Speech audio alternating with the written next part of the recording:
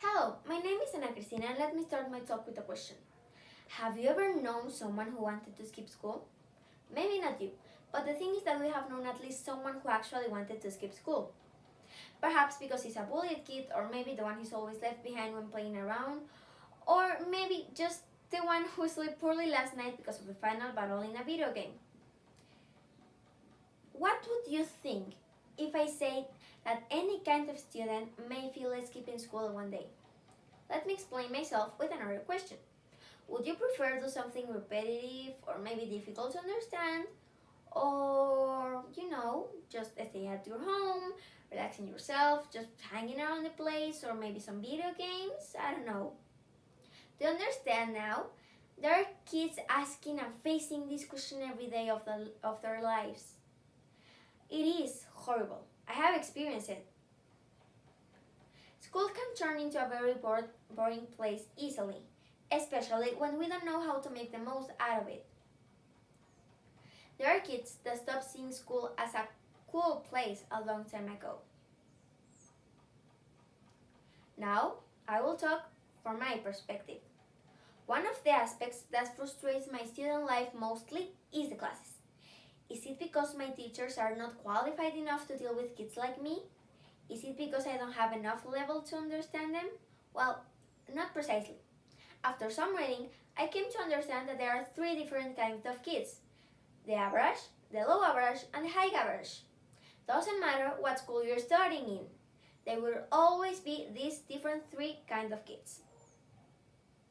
The thing is that I have grown in a life and I have experienced being part of the three kinds of kids. When I was 3 years old, I have the vocabulary of a 6 years old.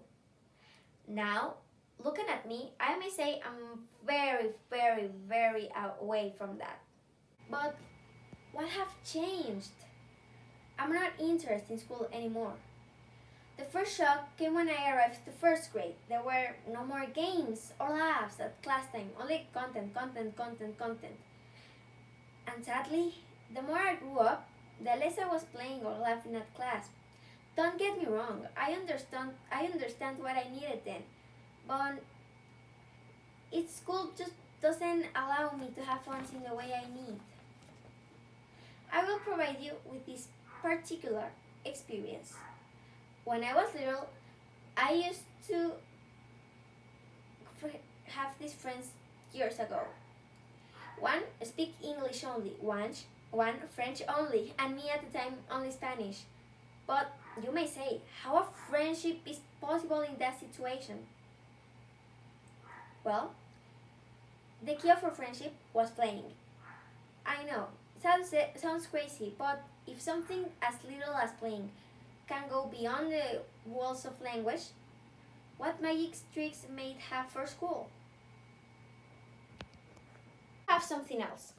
When I was little, I used to help my mom at the supermarket to pick vegetables and the fruits, and when I came home, I put it all in the refrigerator.